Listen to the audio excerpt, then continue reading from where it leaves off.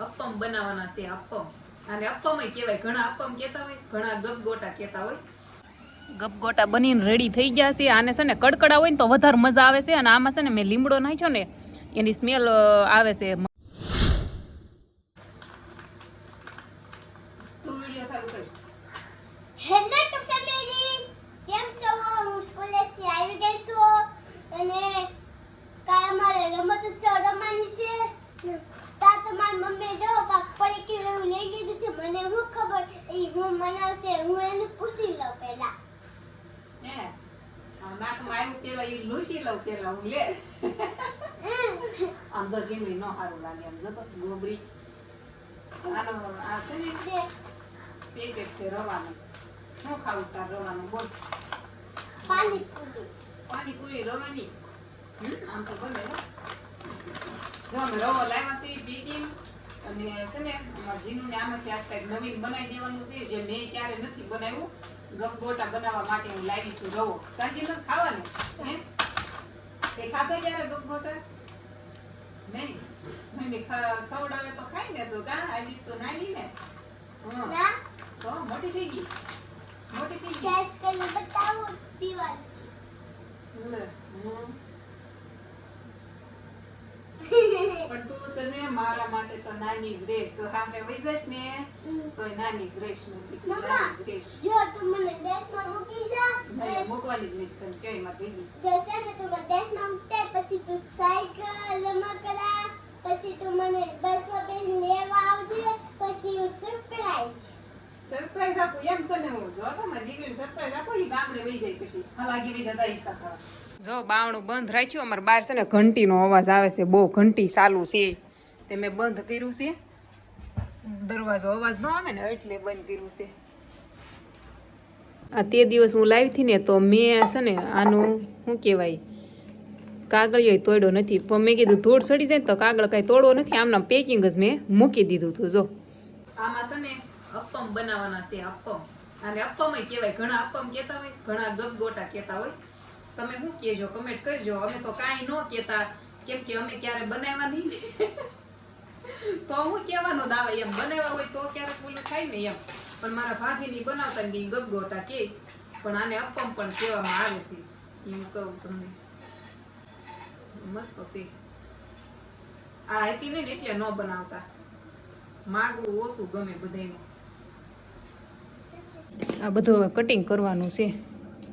આમાં તો જે નાખવું હોય એ નાખીએ કંઈ એવું હોય કે રવાને પલાળવા દેવો પડશે ને થોડીક વાર માટે. નહીં લાવ હું નાખી દઉં પાણી. બસ લે થોડુંક જ તે ઝાઝું ન હોય.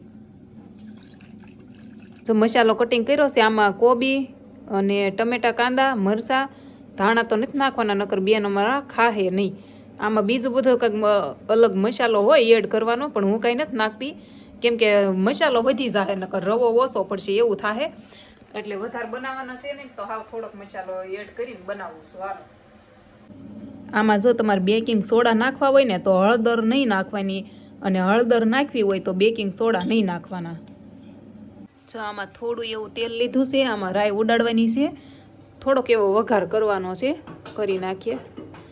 જો લીમડો મેં કાઢ્યો છે. થોડાક આન હું સુગંધ હારી આવે ને આની.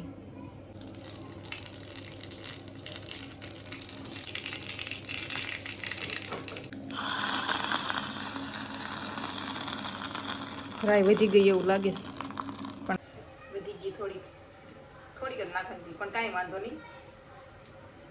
આ બધી કેવિટીઝમાં છે ને તેલ લગાવવાનું છે અને પછી છે ને આ ભરવાનું છે બધામાં અને પછી શેડવાનું છે. જોઈ હાલો બને છે કે કેમ છે.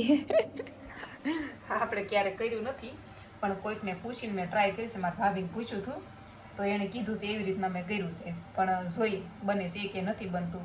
બગડે તો બગડે. તેલ નાખ્યું છે જો બધી કેવિટીઝમાં. હવે જોઈએ પછી છે ને ગેસ ધીમો કરી નાખશું એવું લાગે તો. અહીંયા ફાવશે નહીં મને. અહીંયા તપેલી મૂકું છું. બધામાં ભરવાનું છે કે નહીં. તેલ આવી ગયું બોલો. તળાઈ ન જાય ક્યાંક આમાં. બધામાં તેલ આવી ગયું છે. તો મેં ગેસ કરી નાખ્યો ફૂલ પછી તેલ ન આવે તો હુંમાં શું થાય. ભૂલ મારી છે. થોડીક વાર સડવા દેવા પડશે ને. ગેસ એકદમ ધીમો રાખ્યો છો પાછો મેં. સડી જાય ને પછી આ કેવિટીઝમાંથી છે ને એને આમથી આમ ફેરવી નાખવાનું. આ હોય ને એને આમ આમ ફેરવી નાખવાનું. જો આમ આમ. આ તો સડી ગયો. આ વસ એરિયાની જલ્દી સડી જાય. વચમાં તાપ વધારે થતા હોય કે એવું કંઈક હશે.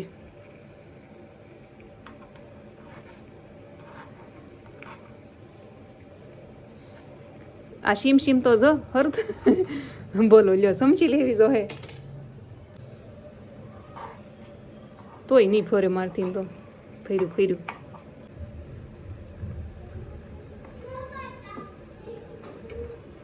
બેન હિસકા ખાય છે ને આટા મારે છે ને એવું કરે છે ને હું અહીંયા ફેરવ કરું છું.